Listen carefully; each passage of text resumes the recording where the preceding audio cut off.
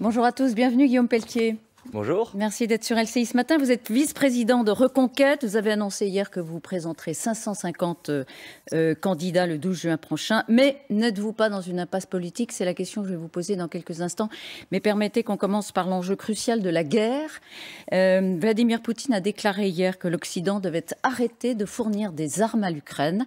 Il l'a dit dans une conversation téléphonique avec Emmanuel Macron. Il faut arrêter de livrer des armes.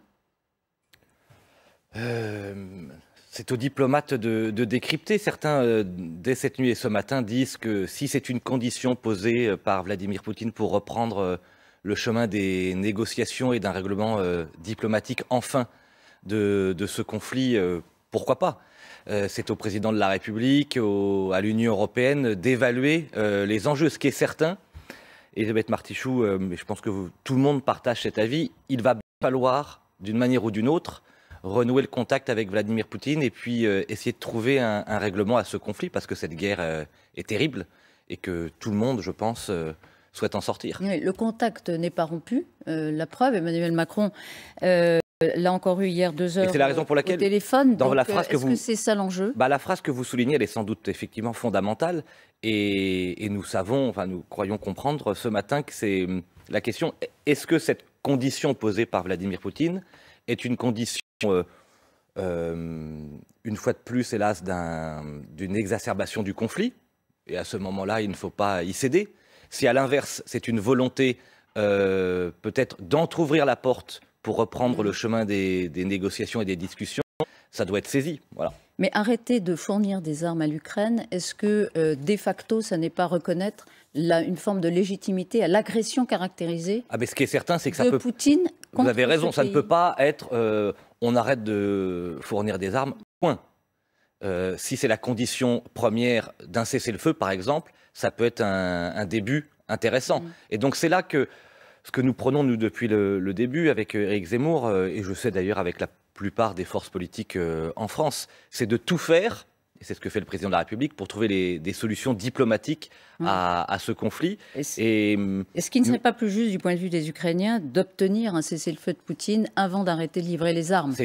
Dans le rapport de force que pose Poutine lui-même, vous savez, est-ce que ça n'est pas céder à l'agresseur que de répondre à sa demande? Je crois que ni vous ni moi, certainement pas moi en tout cas, sommes parfaitement placés pour dire ça doit être dans cet ordre. L'objectif, ça doit être le cessez-le-feu. L'objectif, ça doit être la fin de la guerre. L'objectif, ça doit être la protection de populations civiles terriblement touchées. Donc, si ça passe par d'abord la suspension de la livraison des armes et juste après un cessez-le-feu, je pense que chacun adhérera à cette option. Est-ce que l'objectif, c'est la restauration de la souveraineté totale du territoire ukrainien? Le principe patriotique de la souveraineté nous semble un principe fondamental. Y compris le Donbass. Bien sûr. Ensuite, ce sera, comme l'a dit le président Zelensky, au peuple ukrainien, au Parlement ukrainien, en lien, nous l'espérons un jour, avec les Russes, et sous l'égide des grandes entités diplomatiques ou d'entités négociatrices. Alors on a parlé d'Israël à un moment, de la Chine, tout ça est très fragile.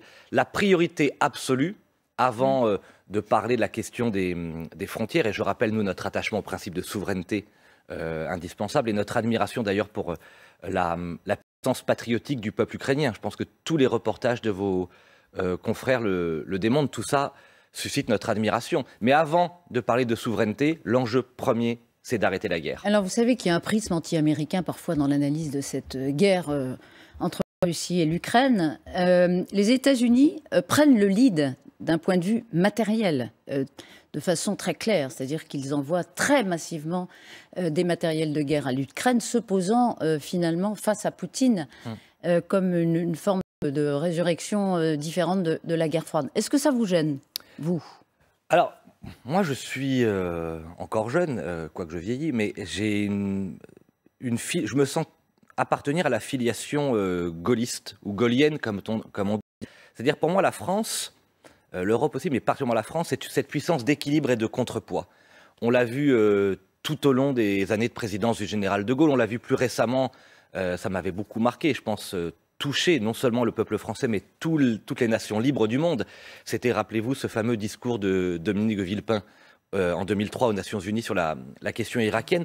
On ne peut pas dire, vous en conviendrez, que les États-Unis aient toujours été un modèle de règlement désintéressé et diplomatique des conflits dans le monde. Et donc, par conséquent, j'appellerais plutôt à la prudence et je souhaite qu'Emmanuel Macron, je souhaite que la France reprenne le leadership des règlements diplomatiques des conflits mondiaux, méfiant par principe, même si ce sont nos alliés, de l'hégémonie américaine. Vous savez, ça n'est pas bon quand le monde est coupé entre deux blocs hégémoniques qui se font face à face. On est sorti du XXe siècle terrible. Voilà, ne soyons pas dupes sur le sujet. Mais vous ne le condamnez pas par principe. Non, c'est à la France et à l'Europe de reprendre ce leadership.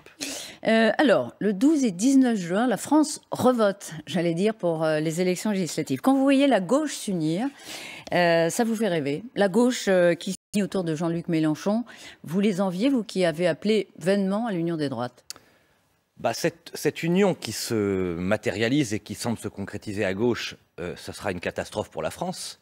Mais sur le plan stratégique, incontestablement, Jean-Luc Mélenchon est à la hauteur du défi qu'il a posé. Je précise bien, ce sera catastrophique et je vais vous le démontrer pour notre pays. Mais tous ceux qui prétendent, et je parle là de mon camp, et je suis particulièrement attristé, voire atterré ce matin. Tous ceux qui prétendent à droite sauver la France, tous ceux qui prétendent dans le camp des patriotes arrêter l'immigration, rétablir l'ordre pour tous, baisser les taxes et les impôts pour augmenter enfin les salaires des milieux de cordée et des Français modestes, mais qui, en même temps, sont incapables d'unir nos forces pour gagner les élections, tous ces gens-là mentent aux Français. On ne peut pas prétendre sauver son pays et imposer ses convictions si on n'est pas capable de s'unir. Bien, à l'heure où nous parlons, et c'est notre état d'esprit avec Éric Zemmour, nous continuons, il l'a fait encore lundi soir, nous continuons ce matin, il ne reste plus que quelques jours, tout cela est très ténu, hélas, et de plus en plus. Nous continuons à appeler à cette union, et avec les Républicains, et avec le Rassemblement national, et avec Debout la France de Nicolas Dupont-Aignan, puisque ce qui est incontestable, c'est qu'en additionnant nos forces, nous pouvons atteindre une majorité à l'Assemblée nationale. Non seulement nos calculs électoraux le démontrent, mais désormais, depuis une semaine, les sondages le démontrent. Vous avez bien vu que si le bloc national s'unit, les sondages nous attribuent 140, 160, 180, peut-être même plus de députés. Marine Le Pen, factuellement, c'est ce que vous dénoncez, Marine Le Pen, mais principalement Marine Le Pen, c'est quand même elle qui a fait 41%. Vous avez fait 7% au premier tour. Préfère tuer Reconquête, c'est ce que disait Éric Zemmour il y a 2 jours, je crois, plutôt que de s'unir à vous. Pourquoi ? Il faudrait lui poser la question. C'est ce que vous. Je ne sais pas si elle veut tuer Reconquête, ce sera elle de le dire. Ouais. Ce qui est certain, si on prend un peu de hauteur et de recul, si on additionne et si on unit les électeurs du Rassemblement national, les électeurs de Reconquête d'Éric Zemmour, les électeurs de Nicolas Dupont-Aignan et les électeurs LR sincères, ceux par exemple qui ont cru en Éric Ciotti, cela crée un bloc demain majoritaire. Et c'est vrai que c'est d'autant plus fou, d'autant plus irresponsable que le bloc macroniste est en train, alors ça semble compliqué, mais de se rassembler entre d'un côté des dirigeants des Républicains qui, une fois de plus, trahissent leurs électeurs, jusqu'à Manuel Valls, l'ancien responsable du Parti socialiste, en passant par messieurs Bayrou et Philippe. Donc vous avez le bloc macroniste qui se met en place, à qui on promet 200 députés, peut-être plus. Moins. On en promet plus si vous parlez des sondages. Ça dépendra de l'addition des blocs. Soyez honnête. Non, mais peut-être une majorité, mais peut-être pas. Un bloc mélenchoniste, qui, vous l'avez dit, est en train de se rassembler, et face à ces 2 blocs unis, la droite et les patriotes sont en train de prendre le risque de laisser les pleins pouvoirs et à Emmanuel Macron et à Jean-Luc Mélenchon. Et donc, que ceux qui refusent l'union ne viennent pas nous dire pendant les 5 prochaines années, sur les plateaux de télévision, sur les estrades, leur inquiétude, leur colère ou leur désespérance quand M. Macron et M. Mélenchon dirigeront la France, puisqu'ils seront les premiers responsables de cet état de fait. Et donc ce matin, à nouveau, comme un ultime appel, nous appelons Nicolas Dupont-Aignan, Éric Ciotti, les Républicains sincères, mais aussi bien entendu les dirigeants du Front National à se mettre autour de la table pour constituer dans chaque circonscription ce bloc de l'union des droites et des patriotes pour incarner nos convictions et sauver notre pays. Alors, une information d'abord. À l'instant, la direction du Parti socialiste affirme qu'il y a un accord de principe. Il faut encore négocier des détails. Mais il y a un accord de principe avec la France insoumise et le bloc de l'Union populaire. Donc, ça va se faire. Oui. Ça, c'est pour la gauche. En réalité, vous faites un appel et pour l'instant, il n'est pas répondu. C'est vital pour vous parce que l'avenir très proche, l'avenir très proche de Reconquête, c'est de ne pas faire de conquête du tout aux législatives. Alors, je voudrais être très précis parce que j'entends ces phrases toujours à l'emporte-pièce. Reconquête joue sa survie. Absolument pas. Je veux rassurer d'abord nos 2 500 000 électeurs. Je vais vous dire pourquoi. Nous sommes un jeune parti, créé par Éric Zemmour il y a quelques mois. Nous venons de franchir, hier soir, le seuil des 125 000 adhérents. Nous avons rassemblé 2 500 000 électeurs. Chacun en connaît. Ça bien sûr, c'était vérifié par huissier pendant la campagne présidentielle et nous sommes à la disposition de tous les commentateurs. 125 000 adhérents franchis. Pourquoi nous disons ça? Ça veut dire que vous, vous continuez d'engranger, malgré la désillusion, la déception de tous ces électeurs qui pensaient que vous pourriez représenter quelque chose. Ça, en général, ça casse quand même un peu une dynamique.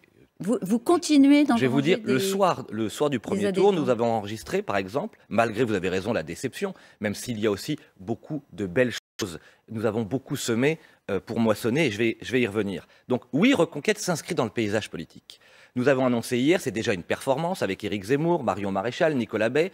Nous allons donc présenter 550 candidats aux élections législatives en respectant la parité. Environ 30% viennent du Rassemblement national, 29% viennent du Rassemblement national, 34% viennent des Républicains, et le reste, c'est de la société civile ou des nouveaux engagés. Donc 50% de néo-candidats, des nouveaux. Exactement. Et écoutez, c'est important, et 150 de ces candidats ont moins de 35 ans. Donc c'est un parti jeune. Nous n'avons pas de dette, nous avons un chef qui est Éric Zemmour, qui est le plus courageux et le plus authentique des hommes politiques actuels. Nous avons une ligne politique forte, je vais y revenir, attendez, une ligne politique très claire, qui est de dire nous voulons sauver notre pays du grand remplacement et du grand déclassement. Et, Elisabeth Martichoux, très important, nous sommes les seuls, à prôner cet axe stratégique déterminant de l'union des droites et des patriotes. Il n'y aura pas de victoire pour nos idées si nous ne sommes pas capables. Donc j'appelle les électeurs, si jamais il n'y avait pas d'union, qui ont voté Marine Le Pen, qui ont voté pour les Républicains, mais on a compris à acter leur refus et à soutenir le seul parti qui demain pourra remporter des victoires, parce qu'il n'y aura pas de victoire sans unité. Alors vous venez de faire un éloge appuyé d'Éric Zemmour, le meilleur, etc. C'est pas le plus lucide, parce que le plus honnête et le plus courageux. Voilà. Est-ce que c'est le plus lucide? On l'a entendu il y a 48 heures faire la première fois un retour sur expérience, si je puis dire. Pour lui, c'est simplement parce que... Enfin, simplement, vous comprenez ce que je veux dire. Quand Poutine a déclaré la guerre à l'Ukraine, il y a une volée d'électeurs qui sont partis se réfugier chez Emmanuel Macron et Marine Le Pen. Il n'y est pour rien, lui? Non, franchement. La ligne n'y est pour rien? Le mantra répété sur l'identité, finalement, est-ce que ça n'était pas une erreur stratégique? Non. Je vais vous dire. Éric Zemmour, d'ailleurs, a eu cette humilité très rare en politique, tout au long de cette émission que vous citez, de revenir justement sur cette campagne présidentielle en reconnaissant, par exemple, que sur la question des réfugiés ukrainiens, il s'était trompé. Donc, en termes d'autocritique, je dirais que... on l'a pas entendu. Franchement, vous regardez, il a bien expliqué tout ce passage. Mais au-delà de ça, Éric Zemmour n'est pas là pour répondre à une mode. Bien sûr que nous aurions aimé faire davantage que 7%, mais je rappelle tout de même que nous sommes la 4e force politique française. Ça n'est pas négligeable, ça n'est pas rien. Et que tout ce qui a été semé, le Trocadéro, le Palais des Sports avec 6 000 jeunes, ces 2 500 000 électeurs, tout cela n'a pas été vain. Et qu'il est en cet instant un peu... Moi, je peux le dire, en tout cas, il ne le dirait sans doute pas comme ça, mais moi, je le dis, je suis un passionné d'histoire. Et quand on regarde, je vais vous prendre l'exemple de 3 personnalités des 50 dernières années. François Mitterrand Charles de Gaulle en 1946, qui pose la question du peuple contre les partis, il faudra attendre 58 pour qu'il réussisse. François Mitterrand en 1969, il réussira l'union de la gauche qu'en 1974 et 1981. Jean-Luc Mélenchon lui-même, dont on parle tant en cet instant, qui quitte le Parti socialiste et pose cet acte fondateur en 2008 et qui va attendre 2022 pour réussir l'union de la gauche. Donc ce que nous avons semé en 2022 et que nous allons continuer à faire, nous le moissonnerons au moment des européennes de 2024 et de la présidentielle de 2027. Dans ces parcours, c'est une œuvre de longue haleine. D'accord, oui. Mais simplement, vous parlez de Jean-Luc Mélenchon. Jean-Luc Mélenchon, il perd une élection, eh bien, il décide d'aller affronter Marine Le Pen à Hénin-Beaumont, aux législatives. Il la perd, puis des années plus tard, il fait le score que vous dites. Éric Zemmour, il va y aller à la législative? Mais vous allez voir, vous savez, la décision est prise. Décision est prise. Oui, ce sera dans quelques jours. Il l'annoncera dans quelques jours. Il y a 48 heures, il hésitait encore. Non, il a dit qu'il se posait la question très juste. Non, mais attendez, tout est. Je veux bien qu'on caricature toutes les phrases. Éric Zemmour, il a dit la chose suivante et il a raison. Il a dit. Il y a deux solutions pour moi et pour nous, puisqu'il parlait aussi de Marion, de moi et de tant d'autres. Il faudra non seulement des généraux qui aillent au combat sur leur nom dans des circonscriptions, et il en faudra d'autres qui dirigeront la campagne nationale. Oui, mais ça compte. Vous savez, un jeune parti, 550 candidats, c'est aussi important. Par exemple, Jean-Luc Mélenchon, que vous citez ce matin beaucoup, lui-même, par exemple, Jean-Luc Mélenchon, il ne sera pas candidat aux élections législatives. Donc il y a deux manières de faire. Être candidat soi-même ou animer, coordonner la campagne nationale. D'accord. Quels sont les généraux dans votre camp qui vont aller à la législative? Vous? Oui, notre décision est prise, on vous l'annoncera dans quelques jours. Dans le bureau exécutif, vous aurez la moitié des ténors du mouvement qui seront candidats et l'autre moitié qui coordonneront. Marion Maréchal n'y va pas. Mais non, mais je dis, Gilbert Collard a disparu, il ne sera pas candidat. Vous avez pris votre décision? Il y aura parmi Éric Zemmour, Guillaume Pelletier... Vous êtes le seul député de Reconquête. Hein. S'il vous plaît. Il y aura parmi Éric Zemmour, Marion Maréchal, Nicolas Bay, Stanislas Rigaud, moi-même et d'autres, des candidats aux élections législatives. Oui, il y aura des candidats. Marion Maréchal, mais l'objectif, je suis désolé de vous décevoir, avant de penser à nous-mêmes ou à notre siège ou notre circonscription, c'est de penser à notre parti et de penser à la France. Les 12 et 19 juin, c'est nous sommes capables d'avoir présenté 550 candidats, d'avoir une dotation publique et de nous être implantés sur le temps long dans les circonscriptions. Je vous promets que Reconquête durera et pourra obtenir demain des victoires significatives. C'est ça l'objectif. La politique, quand on la connaît, quand on l'incarne, c'est une œuvre de longue haleine. Mais donc ce matin, vous ne pouvez pas dire si vous êtes candidat ou pas? On vous le dira dans la semaine prochaine, vous aurez des réponses à toutes ces questions. La semaine prochaine. Et pourquoi vous ne le dites pas maintenant? Par curiosité? Mais parce qu'aujourd'hui, nous sommes dans... Vous devez faire une campagne éventuellement. Je vais vous dire, le dépôt des candidatures, c'est le 20 mai. Ouais. Nous sommes le 4 mai. Il nous reste 15 jours. La priorité, cette semaine, c'est le collectif. Pourquoi vous hésitez? Mais on n'hésite pas. La priorité, c'est le collectif. Venez avec nous et vous verrez qu'il est lourd de lancer 550 candidatures, 550 suppléants, 550 mandataires financiers. Vous, par exemple. Et passionnant. Vous êtes député, vous aurez un candidat RN face à vous, vous aurez un candidat LR face à vous. Oui. Peut-être que vous vous dites, je préfère pas y aller. Je vais vous dire quelque chose. J'ai fait 12 campagnes. La peur de perdre. 12 campagnes. Ouais. J'ai perdu les 6 premières, j'ai gagné les 6 dernières. Je viens d'être réélu, Elisabeth Martichoux, dans un canton de gauche où tout le monde s'était uni contre moi il y a à peine un an. Donc en termes de détermination et de courage politique, je n'ai aucune leçon à recevoir. Et je ferai ce qu'Éric Zemmour souhaite que je fasse, c'est-à-dire ou être candidat moi-même, ou coordonner la campagne pour les 550 candidats. Ou je serai candidat sur mon nom, ou je serai candidat dans 550 circonscriptions. On en reparlera. Je voudrais vous poser une question de fond sur le droit à l'avortement. Oui. Qui compromis aux États-Unis, la Cour suprême a écrit un projet d'arrêt, effectivement, qui supprime ce droit fondamental. Est-ce que pour vous c'est une régression ou est-ce que ce serait une belle victoire des républicains aux États-Unis qui militent depuis longtemps contre ce droit? Alors vous savez, je ne suis pas américain, je suis français. Et en tant que Français, je suis profondément, Éric Zemmour d'ailleurs l'a rappelé lui-même, attaché à ce droit fondamental. Le grand défi, qui est le nôtre sans doute pour notre génération, puisque là pour le coup ce fut un échec, c'est comment on travaille sur l'accès, la pédagogie à la contraception par exemple dans notre pays. Ça c'est un sujet et un défi qui nous attend et qui est majeur. Mais personne, je pense, ne souhaite remettre en cause ce droit fondamental. Personne ne touchera à ce droit en France. En tout cas, ça ne sera pas dans votre programme. La semaine prochaine, vous nous direz donc si les capitaines montent au front. Les capitaines sont déjà au front et seront au front. Il y aura des candidats et il y aura des animateurs de la campagne nationale. Et les 12 et 19 juin, nous serons en mesure de créer sur le plan long le grand parti de la droite populaire, le grand parti de l'union des droites et des patriotes. Le grand remplacement du Rassemblement national. Mais on n'est pas là pour remplacer, on est là pour gagner. Ah bah si, c'est ce que vous vouliez faire. On est là pour gagner. C'est ce que vous vouliez faire, remplacer le Rassemblement national. Non, on est là pour dire, nous avons, nous, notre identité, et si on veut gagner, si on veut sauver la France, il faut gagner les élections. Et pour gagner les élections, oui, Elisabeth Martichoux, même la gauche le démontre, il faut unir les forces. Merci à vous, Guillaume Pelletier. Merci.